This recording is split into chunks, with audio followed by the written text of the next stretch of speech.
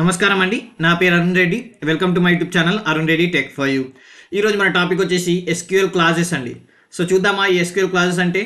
So మీరు కనుక నా వీడియోని ఫస్ట్ టైం చూస్తున్నట్లయితే లేదా మీరు DBMS నేర్చుకోవాలనుకుంటే నా ఛానల్ ప్లేలిస్ట్లోకి వెళ్ళి అక్కడ DBMS ఇన్ తెలుగు అనే ఫోల్డర్ ఉంటుందండి. దానిలో మిగతా వీడియోస్ అవైలబుల్ అయి ఉంటాయి. అలాగే మీకు ఇంగ్లీష్లో వీడియోస్ కావాలనుకోండి DBMS అనే ఫోల్డర్ ఉంటుంది, దానిలో మిగతా వీడియోస్ అవైలబుల్ అయి ఉంటాయి.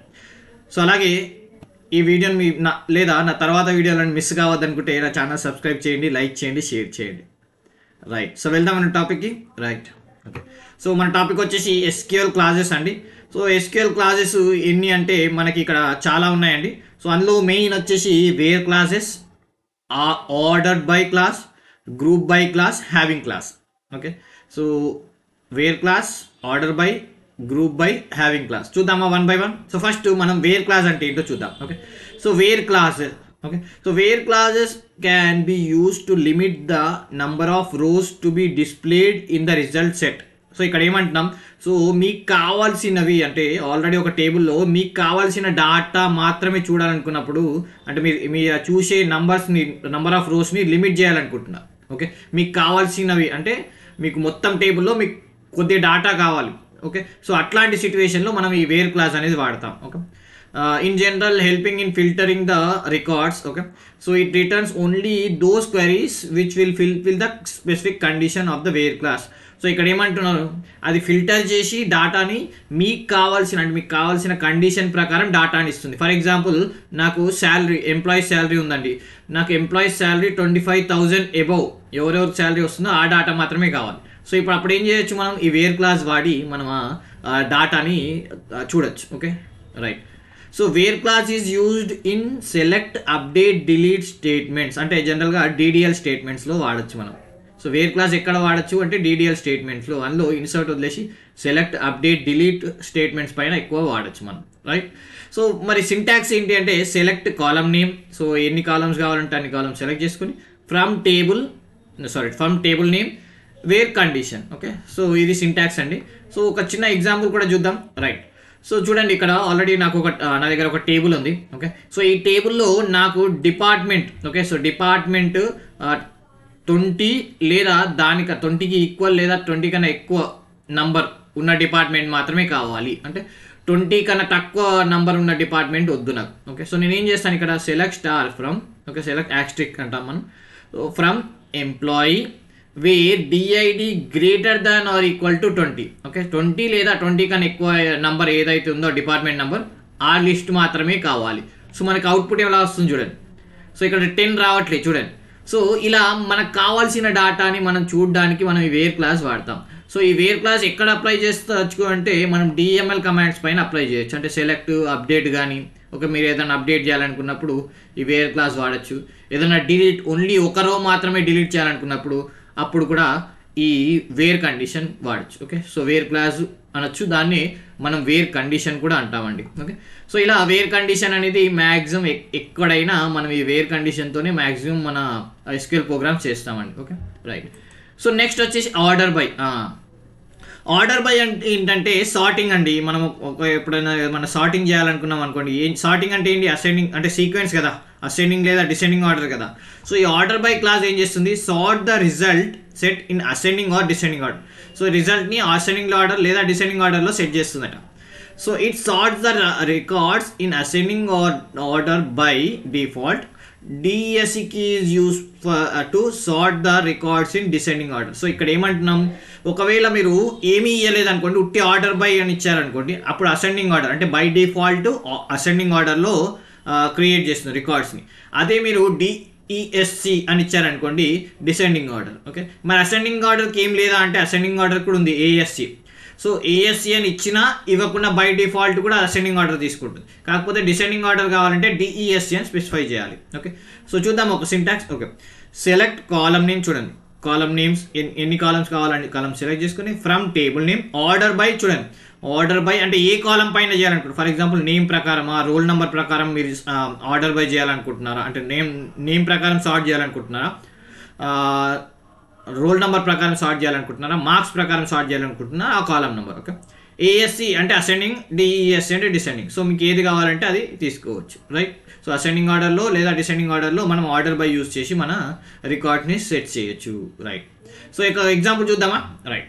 సో ఆల్రెడీ మీకు ఇక్కడ చూడొచ్చు, మనకు ఒక టేబుల్ ఉంది, 101, 102, 103, 104 ఇలా ఈ నంబర్ ఎంప్లాయీ నెంబర్ ప్రకారం ఆర్డర్లో ఉన్నాయి. ఓకే, సో ఈ నేమ్ అజయ్, సురేష్, నవీన్, నరేష్ ఇలా ఉంది. Okay, DID 10, 20, 30, 30. Okay, right. నేనేం చేయాలనుకుంటున్నా అంటే నేను నేమ్ ప్రకారం కావాలి నాకు. ఓకే, సో నేనేమనుకుంటున్నాను, ఎంప్లాయీ నెంబర్ డిఐడి కాకుండా నేమ్ ప్రకారం సార్టింగ్ కావాలి, అది కూడా అసెండింగ్ ఆర్డర్లో కావాలి. సో నేనేం చేశాను చూడండి, సెలెక్ట్ asterisk ఫ్రమ్, ఓకే, లేదా మనం స్టార్ అంటాం, ఫ్రమ్ ఈఎంపి ఆర్డర్ బై ఈ నేమ్, ఆర్డర్ బై ఈ name. So by default ascending order చెప్పాను కదండి.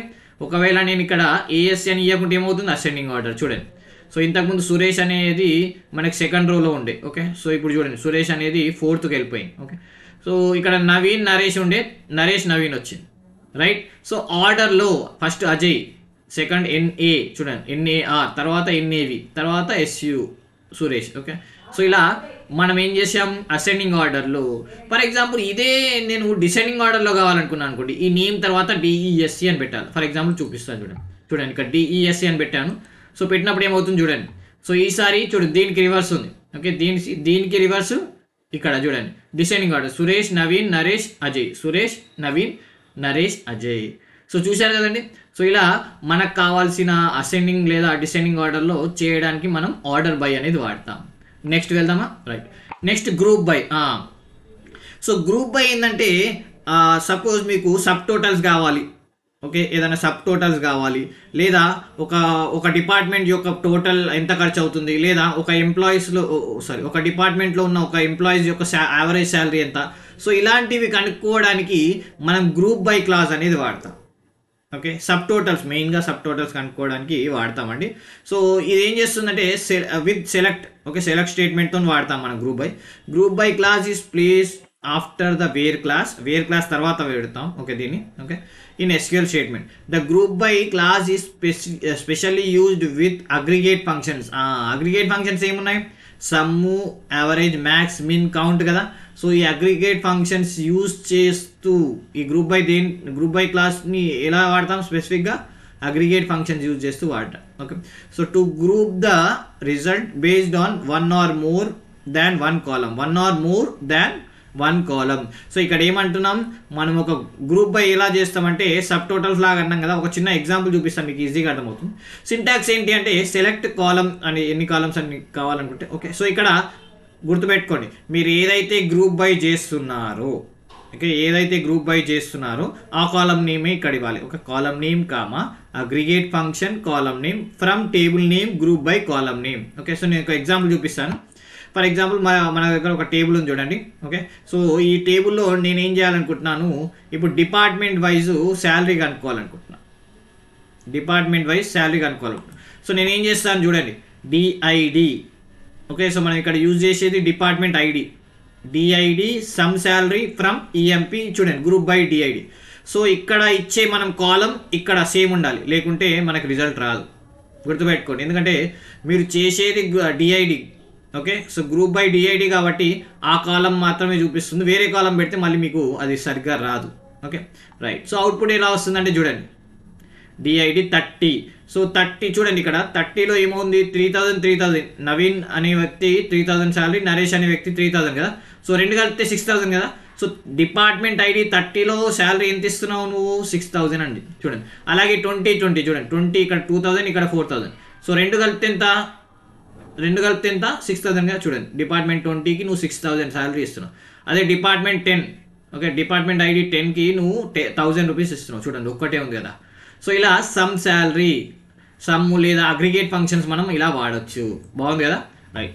నెక్స్ట్ హ్యావింగ్ క్లాస్ అంటే ఏంటంటే చూడండి, మనం ఇందాక గ్రూప్ బై వాడాం కదా, దాంతో మనకి జనరల్గా ఏం చేయొచ్చు అంటే వేర్ క్లాస్ వాడచ్చు. జనరల్గా మనం ఏం చేస్తామంటే అన్ని దగ్గర వేర్ క్లాస్ వాడతాం కదా. సో ఈ గ్రూప్ బైతో మనం హ్యావింగ్ క్లాస్ కూడా వాడచ్చు. హ్యావింగ్ క్లాస్ ఏం చేస్తుందంటే వేర్ క్లాస్ లాగా యూజ్ అవుతుంది. ఓకే, సో ఎప్పుడైనా మనం గ్రూప్ బై వాడినప్పుడు హ్యావింగ్ క్లాస్ వాడితే ఏమవుతుందంటే అది వేర్ క్లాస్ లాగా యూజ్ అవుతుంది. ఓకే, సో వేర్ క్లాస్ ఏం చేస్తుంది, కండిషన్ కదా. సో ఇక్కడ కూడా హ్యావింగ్ క్లాస్ కూడా కండిషనే. ఓకే, ఇది కూడా ఫిల్టర్ చేస్తుంది, మనకు కావాల్సిన డాటా ప్రకారం మనకి ఫిల్టర్ చేసి చూపిస్తుంది. చూడండి, when we need to play any condition on the table column we use where clause in SQL, right? But if we want to use any condition on a column in group by class, at that time we will use having class. So ఎక్కడనే మన condition ఇవ్వాలంటే wear class, right? కానీ మనం ఎప్పుడైనా group బైలో చేయాలనుకున్నప్పుడు having class అనేది వాడితేనే ఎఫెక్టివ్గా ఉంటుంది. Okay, so with group by class for column condition. చూడండి, ఓకే చూద్దాము ఒక syntax. First select column name. చూడండి, ఎప్పుడన్నా గ్రూప్ బైలో ఉన్న కాలమే ఇక్కడ ఉండాలని చెప్పాను కదా. Column name aggregate function, column name from table, column name having condition. Okay right. So ఒక చిన్న ఎగ్జాంపుల్ చూపిస్తాను చూడండి. ఓకే, ఒక టేబుల్ ఉంది.